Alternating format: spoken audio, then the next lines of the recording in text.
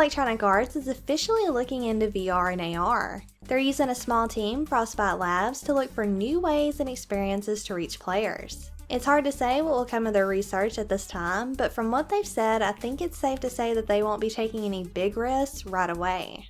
They stated that the size of the market was going to be the biggest challenge, and that it was going to take some time to build up that type of market for gaming. EA's also made some comments this week about regaining the trust of PC gamers. Peter O'Reilly said they are trying to bring players a better experience on Origin with programs like the Great Game Guarantee, On the House, and Origin Access. A rumor started circulating that a new Paper Mario game for the Wii U was in an advanced state of development. Emily Rogers revealed on Twitter that the game was being localized and tested. A new Easter egg was discovered in Batman Arkham Knight. You can find it in the Wayne Manor AR Challenge, which is part of the Crime Fighter Challenge Pack number 6 that released this month. To find the Easter egg, you need to interact with the grand piano. Afterwards, a hidden wall and information about an ongoing investigation will be revealed. The new Hitman game may feature a DirectX 12 renderer according to an upcoming GDC session titled Advanced Graphics Techniques Tutorial Day, Rendering Hitman with DirectX 12. The description for the session stated that it was a brief overview of how the Hitman renderer works, followed by a deep dive into how they manage everything with DirectX 12. With a release date set for March 11th, there's still hope that it will support DirectX 12 at launch, but so far nothing has been confirmed. Quantum Break will also have a session at GDC. Remedy Entertainment's graphics programmer will explain how they overcame performance and efficiency issues while developing the Northlight engine. It'll be interesting to see what type of issues they ran into since the game has suffered so many delays. Maddie No. 9 won't be releasing in February after all. The game has ran into some networking issues that have resulted in the game being delayed. Again. The new release is set for spring 2016. The box art for Star Ocean, Integrity and Faithlessness was revealed, along with some new screenshots showing the Welch Vineyard, item creation, and battles. Doom's executive producer spoke out in an interview with Game Informer about the game's difficulty level, exploration options, and story. He mentioned that they had dialed up the difficulty to present a more balanced challenge, that there's a good sense of non-linear exploration, especially as you get further into the game, and that while the previous games have been focused more on the combat aspect, this one does feature a little bit more story. We don't have a firm release date just yet, but somewhere in Q2 seems to be right, especially after Amazon France pinned the release for June. The Enhanced Edition of Dying Light is launching soon. It'll feature all of the previously released DLC and updates, as well as the new expansion The Following. But that's not all. It'll also feature some new extras and fresh enhancements for the main game itself. Enhancements aside, the Xbox One version will be retaining its native resolution, since they thought a smoother frame rate was more important. Gaming Bolt also asked if they had any plans to offer DirectX 12 support to the game, to which he replied that there were no immediate plans, but he would see what he could do. A new Street Fighter V trailer released showcasing characters, combos, and more. They also announced that a cinematic story expansion will be released in June as a free update to all players. It'll bridge the events that happened between Street Fighter IV and Street Fighter III. Sony announced that Sony Computer Entertainment and Sony Network Entertainment will be merging into a new company called Sony Interactive Entertainment. According to the official statement, the purpose of the merger was to combine resources. The reveal trailer for Teenage Mutant Ninja Turtles: Mutants in Manhattan launched. It looks like it'll play like some of Platinum Games' other action titles, and will feature a co-op mode, custom combat skills, and team combos. Shredder, Rocksteady, and Bebop all made appearances in the trailer, and judging from the hordes of Foot Clan soldiers, I think it's safe to say there's going to be plenty of action. Steam also launched a page for the game detailing the minimum system requirements. Since the game is launching on some of the older consoles, they aren't too demanding. Umbrella Corps also received a new trailer this week, showing us when we could expect the game. Look for it this May on the PS4 and PC. If you're into mechs, you may want to check out Dual Gear. They launched a crowdfunding campaign for it this week to help bring it to consoles and PC next year. There's a pre-alpha demo available, but keep in mind that it was taken from a build in early development, so many features are not finished. Head on over to dualgear.com to download. Three Fields Entertainment's creative director mentioned to Video Gamer that they are targeting high-end PCs with their new game Dangerous Golf. It'll be using some cutting-edge technology such as Epic's Unreal Engine and Nvidia's PhysX, Apex, and Flex. It'll be out this May for PC, PS4, and Xbox One. Warhammer 40,000 Eternal Crusade will be available this summer for the PC, PS4, and Xbox One.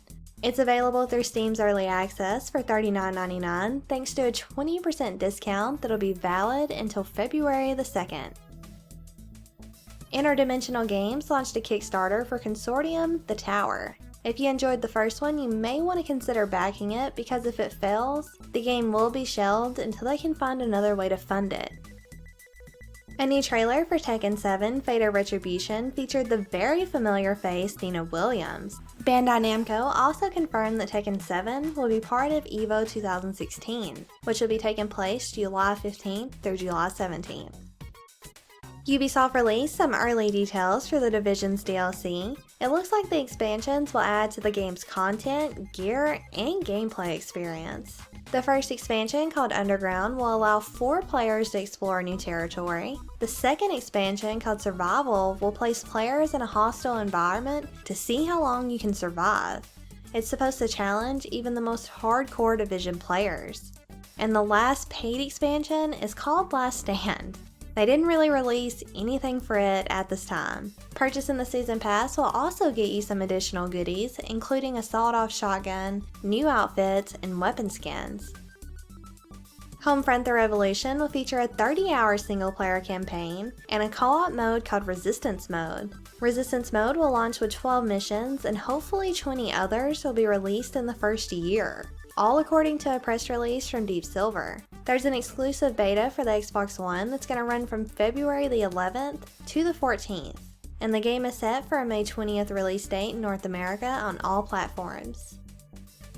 Dark Souls 3 cannot get here soon enough, especially after seeing these new screenshots. With a new boss, locations, and armor, it's hard to figure out which part I'm more excited for.